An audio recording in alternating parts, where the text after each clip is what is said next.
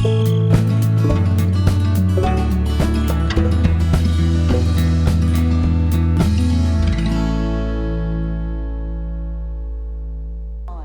on.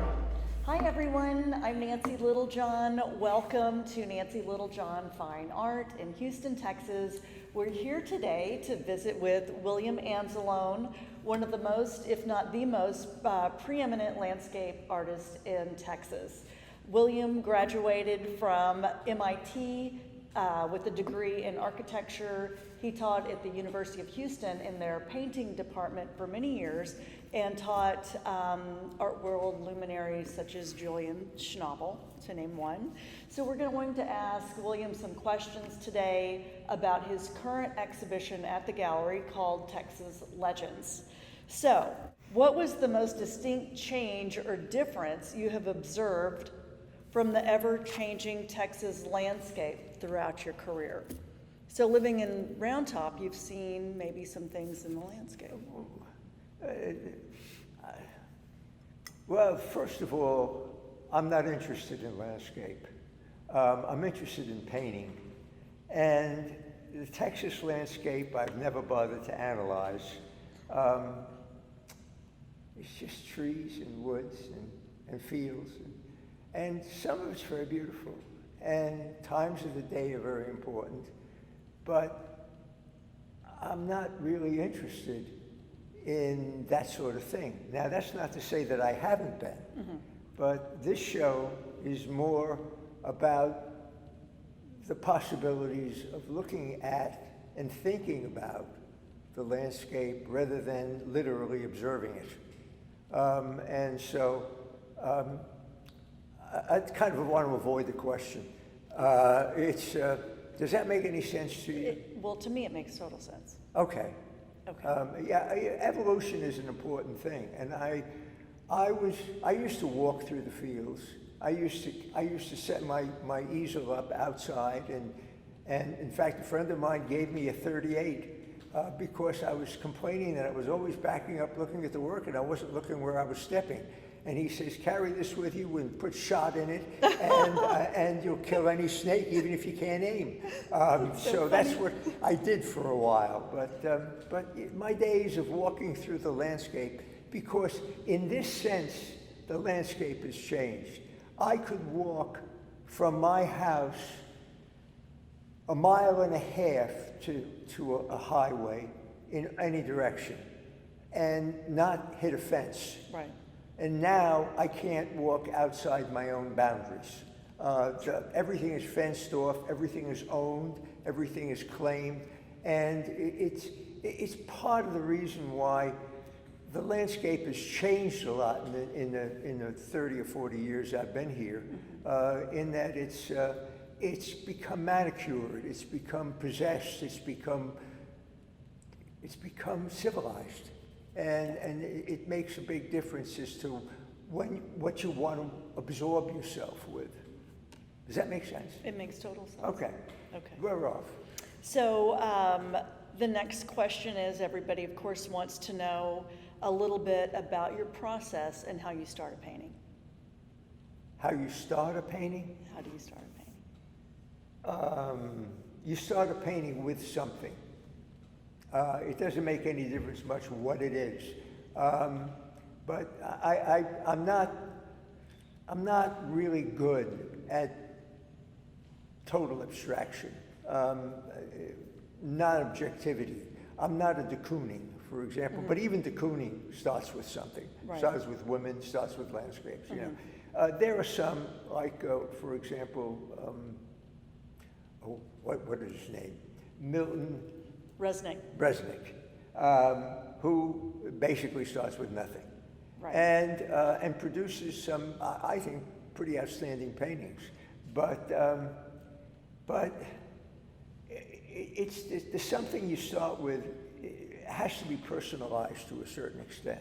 So I start with the most trivial things. For example, my wife was an organic gardener and was certified by the state of Texas, and she sold to Whole Foods. So she had a garden, and I built the gate for that garden, which tests your imagination to think of it as a gate. It was sort of thrown together lumber that happened to be around. But the point is, I use that gate as the beginning of a lot of paintings, and there are some in here which have that gate as the basis of the picture. I'm sitting and looking at one across. Right in back of me are two paintings with gates in them. Correct. And the point of that was, it's a starting point. And the interesting thing about a starting point is that it dictates the scale of things in the picture. For example, the one behind Nancy is a very large gate. In other words, the scale of the gate is the same gate as the one in back of me, but its size in the picture is very different in the two paintings. And as a result, the marks that are left behind as far as the brush goes represent different things in the two pictures. And so when you start with something, it's important that you understand where you want to go. And I started with that one intentionally larger because I wanted to differentiate it from any of the others. Okay. It makes perfect sense. I hope so. It does. So, do you ever consider using any other mediums? Have you ever thought about sculpture? No. Okay. That's it. That's it. No. Okay.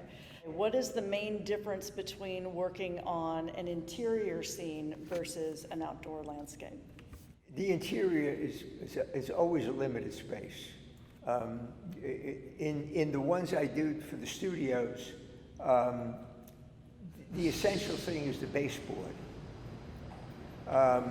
In essence, if you follow the baseboards in the interiors, you can understand the paintings. It's essentially a wall, and the bottom of the wall indicates the baseboard, tells you where the floor is, and the floor tells you about the space in the picture. Right. And so even though the issue is to try not to physically define everything in my studio. I'm not out to do that, but I'm out to create a sense of space that in some way is an indicator of an interior space that I live in. There are things in it, these are landscapes in back of me, but the issue of the space has to do more about where things are in relation to the floor plane that's defined from the baseboard to the bottom of the canvas. And then when you move to the wall, simply because it's my studio, there are paintings on the wall that have paintings on them. And so you start to see multiple images in the pictures because you'll see a painting sitting on the floor to the right of the picture, and there may be an object in front of it, which is the thing I roll around all my paint stuff on so that I could scribble all over the place. And that's in there, but it's blocking off part of a painting, and then you'll see another baseboard in that painting, which defines the space of that painting, and you start seeing multiple layers of space. And so, I don't know what the question was, but it's... Well, it was sort of, how do you transition, or the difference between the interiors versus exterior? Because it's an illusionary thing, and the landscape lends itself to a sort of softer space. There are transitions in a landscape that are made by the things in the landscape itself. Mm-hmm. A tree does not make a hard edge. Right. A tree makes a soft edge. A pattern of grass makes a soft edge. And I'm very conscious of edges. And the problem with the studio pictures is I don't want all the hard edges because they overly define the picture. Mm-hmm. And so I want, so edges become very important, whereas in the landscape, I don't have that problem because usually what I try to do is find something hard in the landscape, like a roof pattern, an edge of a gate, mm-hmm. A fence, something that's geometric to build the landscape around. Because I think you get lost in the softness without it. Okay. So I'm wondering if you're, having studied architecture at MIT, plays into your fascination with edges. Architecture at MIT. Because you talk about edges a lot, and I'm wondering if Well, that... no, edges are everything. I mean, when you get right down to it, everything in painting is the difference between a hard edge and a soft edge. It's what painting's all about. Painting is about paint, and paint can do. You take a brush, you load it with paint, you make a swipe, it makes a hard edge. So you have to work to make a soft edge. In other words, now you can start scribbling with the paint, and that can produce an edge quality. Right. And so what you deal with constantly is the marks you make and how it pertains to an edge. When I painted figures, the problem with a figure is you'd have soft edges and hard edges combined in the same form.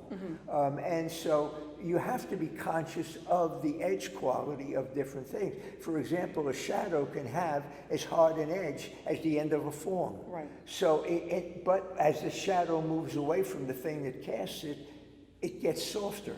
And so you have to vary an edge. And so you get accustomed to thinking in terms of edges. Okay. And when I started painting with my former gallery, Meredith Long, the edges became a very important part because figures were the prime vehicle for me. Then when I moved to Round Top and I started doing landscapes, it was another animal. And you just deal with different kinds of edges. Okay. So do you want to tell Did us... I carry on too much? No, this is perfect. So do you want to tell us a little bit about your choice of colors? I think these were very deliberately chosen. But I have to tell you, I'm in a black period. I love black.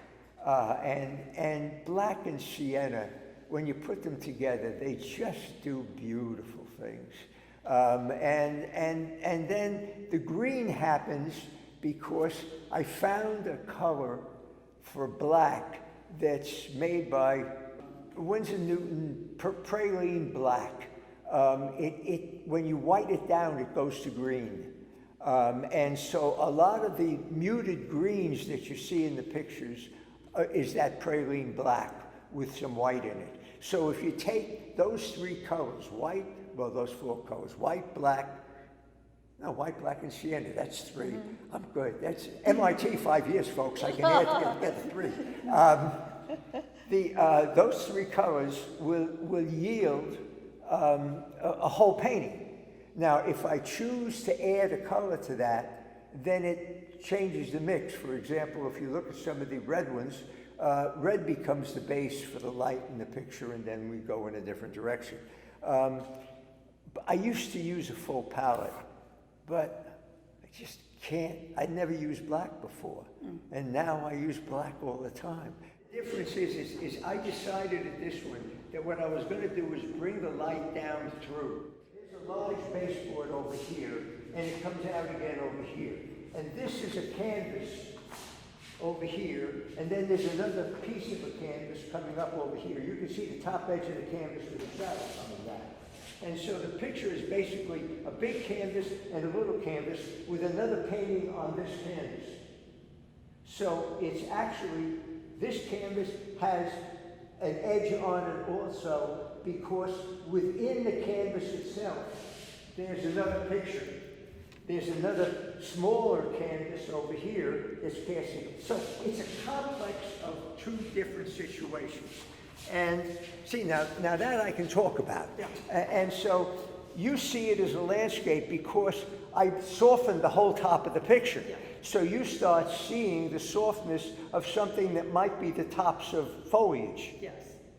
And it's so. But what I liked about the picture is it was one of the paintings, the first painting I've done, that seemed to coordinate, couple.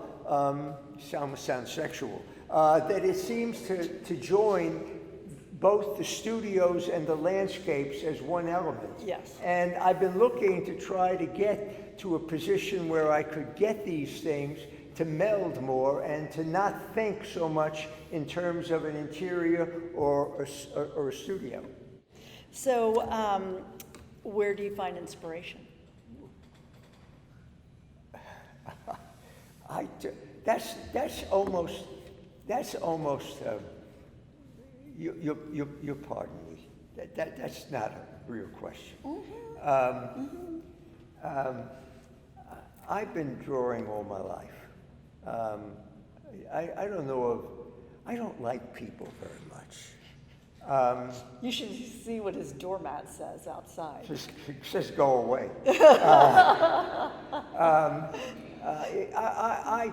The strange thing about this pandemic is that it's a norm for me. I work all the time. I'm in my house all the time. I'm working in the studio all the time. I don't see anything different. The only thing I have a problem is when I go shopping. And there's other people around that have these masks on or don't. And I have a mask on. I'm trying to do the right thing. But for the most part, I haven't noticed a whole lot of difference, except that I don't have lunch with Art Stokes anymore. But you know, that's the price you pay. But he still comes over occasionally. Yeah, he was over last night.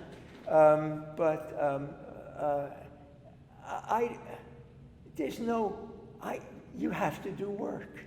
I mean, it's not a question of inspiration.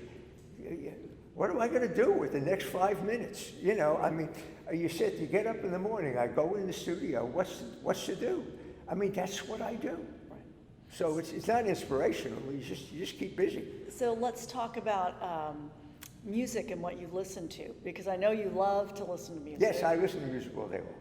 And he's a huge jazz aficionado, and I know when you paint, you love to listen to music, and I'm assuming that somehow it helps set a rhythm for you. Mostly, you break through and listen every now and again, but I don't hear most of it. You do. Why don't you tell everyone your favorite music and what you listen to? I don't. I have a whole series of favorites for very different reasons. For example, I like Bach a lot, but I don't like Bach I say that because that lends an aura of intellectuality to me. I like it. I like the cello, and there's a suite of 6 Bach cello suites that I will play a great deal. It's I don't know what it is, but that music fascinates me. I'm a Dylan fanatic, but I'm also a Tom Waits fanatic.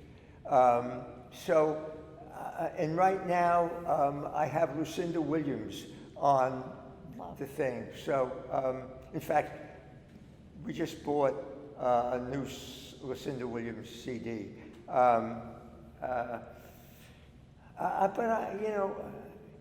It's just, you listen to something for a while and you say, I need a change. And then you go to someone. Like, for example, when I was a kid, I used to take the subway down to the Metropolitan Opera House when I was 11, 12 years old. I used to go to the Met Saturday performances, which I could get into for $1. And so I would go, and I still, every now and again, I'll put on opera all day long and listen to that. So it varies a great deal with where I am at and what I feel like doing. To say that there's any particular favorite, there really isn't. There's stuff I dislike intensely, but that's another story. We'll save that for another time. Okay. Do you want to walk us through a favorite piece in the show, or talk about A favorite what? a favorite work that you have in the show? A favorite? Do you have a favorite? No. You don't? You mean in here? Yes. I told you when I walked in here that I hadn't seen these things like this in my studio, that I was sort of blown away. And I almost asked myself, who did these? They look that different. it's hard. You know, I mean, in the studio, it tends to be which one gave you the least trouble. Right, It's right. one of those things. I mean, it's not the one you agonized over. Mm-hmm. Those damn things, they get overworked, they get, you know, and then you finally make a compromise. Mm-hmm. But the one that was just, oh, this thing just flowed. And yet, it doesn't exist. I mean, I'm really, is there any I don't like? But I wouldn't tell you that. No, there really isn't. I'm really impressed with me. I am too. So the last question, but I might add one more to it, is what's the one advice that you were given maybe as a young artist that you still apply today? I would not know what to tell anybody that was young. I think the big problem that exists today, and you're probably more aware of it than I am, is the introduction of digital into the art world. When I left the University of Houston, they had just introduced, it's when I retired, they introduced computers into the studios, and that was too much for me. There's an issue of paint. Paint has certain physical characteristics. And one of the beautiful things about it is that it tells you about the people who use it. It tells you about what they think and about what they believe in and about what's important to them and what isn't important to them. And you don't see, for example, in my paintings, large flat areas. You don't see paintings which are done all with hard edges. You don't see paintings which are done with a lot of blends. The blends I make are optical blends. Mm-hmm. They're made by mark over mark over mark over mark. You know something about me and about what I'm interested in by looking at my paintings. And you know about that by if you get up and you look at the application of the paint. The way the paint is put onto the surface is an important aspect of a painting. And I don't give a damn how you handle digital. A digital starts off at a photograph. And whatever it is, it was photograph. And it doesn't have that tactile sense, that richness, that surface of paint. So there was this great hue and cry that happened. Painting is dead. Well, painting isn't dead.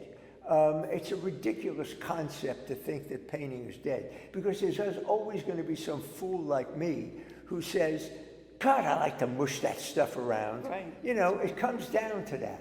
And all of the shortcuts and all of the ways that you can handle things that you are unskilled to do in any other way, it's a shame.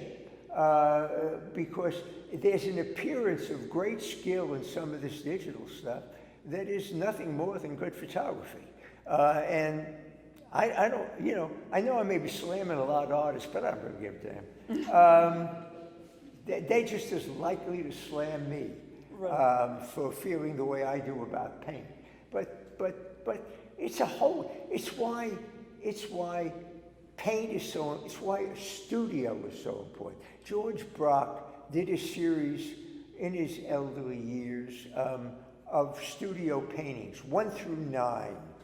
And they're knockouts, Brocks. I mean, they're the best Brocks that he ever did. And they had a Brock show at the museum, and there were, I think, 3 of them in that show. Just god-awful good paintings. Do you want to talk about or tell us who, what artists you admire or some of your favorite artists? I know we've talked about Milton Resnick in the past, or Kiefer, or some of those influences. They don't even have to be influences, just ones you like. Well, one of my favorite artists is Rembrandt.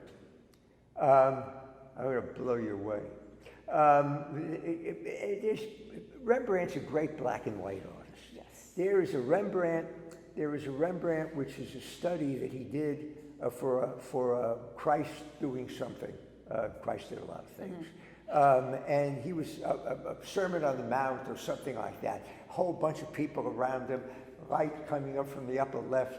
And it's all done in Griselle, in black and white, with a little bit of, I think, Naples yellow, just to warm it up a little bit. Gorgeous painting, gorgeous painting. There's also a self-portrait he did in old age, where when you look at the self-portrait, there's a splash of paint across his forehead that you know he just picked up a wad of paint, just whack. It's gorgeous. Rembrandt is a hell of a painter. I'm not, as much as I look at Kiefer, he's a CEO of a factory. There is no way in God's green earth that one man can produce the amount of work that he produces without having 50 people working for him. And that to me is a loss. I mean, I want to see what somebody does from beginning to end. I'm not, now, they say all these, everybody says, Rubens had all these studio things, and he had all these people painting backgrounds and skies, and who cares? I'm not a big Rubens fan either. But a guy like Monet will drive me up the wall. But not early Monet, late Monet. Bonnard, not early Bonnard, but late Bonnard. Vuillard, there's some interesting Vuillards at the museum. I'm attached. There's a Brock's Fauve pictures are very good.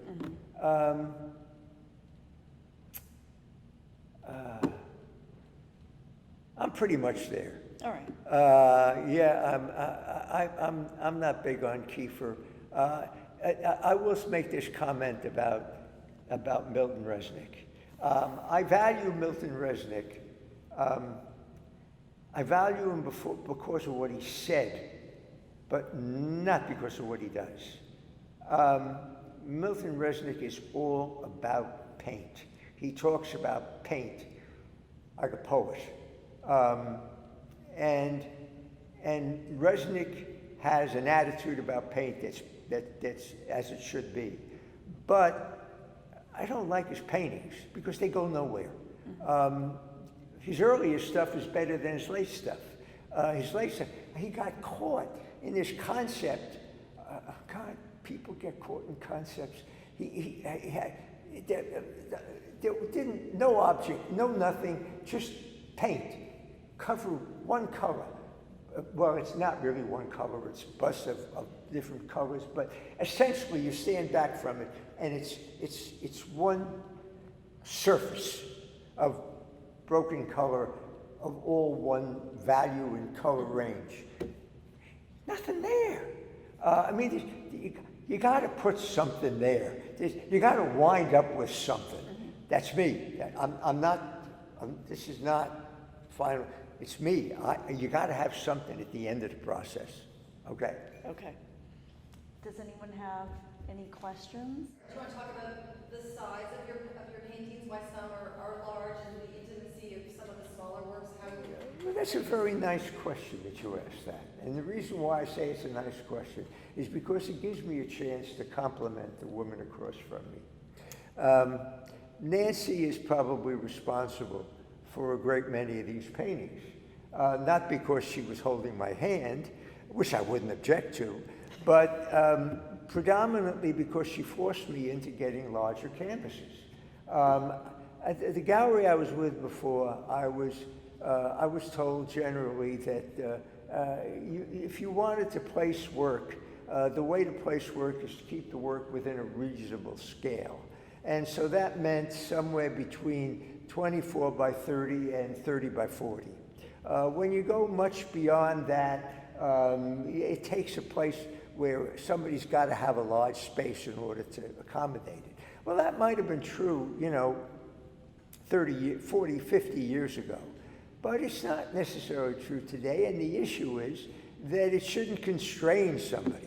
But I felt, it's amazing. When I got these things, all of a sudden everything I was doing was changing, because I'd make a mark on the picture, and so Nancy's responsible for these, and I thank her for that bit of expertise at the beginning of the whole process. So kudos to Nancy. She did a good job with an idiot. Well, there were some days that weren't very pleasant. I remember going into your studio and you working on some of the larger scale pieces and you being very unhappy. Well, yeah, but see, on the smaller paintings, you stand there, you lean back and you can see what you've done, then you go up and then you lean back and you can see what you've done. You got to go to the other side of the room to see what you did. So, you make a few marks and then you run to the other side. And I became a marathoner, back and forth, back. And it got a little crazy. But it's a lot of fun. I mean, the thing I found out about it is that one mark doesn't count. It's a bunch of marks that count. And whereas on small scale, you make a little mark that's wrong, the whole damn picture's wrong. I mean, it destroys things. And one of the things, now the problem I have with the little pictures now is I can't do with the little ones what I do with the big ones, because the scale of the marks in the big ones doesn't relate to the scale of the marks in the little ones. You make a mark like that in the little ones and it becomes a boulder. It's something solid and something big and something monstrous, right? And these things, it just is absorbed into the structure of the picture. So you talked about the tactileness of paint. Do you have a specific tool or a type of brush, or even your fingers that you enjoy using over others? yeah, well, yes, and absolutely. I've been buying these brushes from they're called Holbein, believe it or not, Japanese company. And Holbein made a brush that was a very long bristle. You could get a flat, but a flat and a bright and all that sort of stuff, the limitation of bristle was about yay long. And these Holbein bristles were about that long. And so you could take and you could draw with the end of the brush, or you could pick up paint and lay it on. So I like that. And of course they discontinued the brush. And so one of the great things is I'm fortunately very old. And so because I'm very old, I won't live that much longer, and I think I got enough of them. But I don't really know. In other words, I've got about 2 boxes of the number 6s and 1 box of the number 2s. I wish it was the other way around, but it isn't. So I don't know what I'm going to do. I hope Holbein hears this and sends me a bunch of those damn brushes. What are they called? Oh, I can't. Script. No. Those scripts are the watercolor brushes. No, these are. They have a name, but Holbein will know. How quickly do you go through a brush? Like how long does one brush last you? Say that again. How long does one brush last you? No, you haven't, but she has. There are these containers of brushes. And because I don't know when my supply is going to go out, I can reuse. And a lot of times, you use a brush down to a fact there's just about 4 or 5 hairs coming out. But you can draw nice lines with 4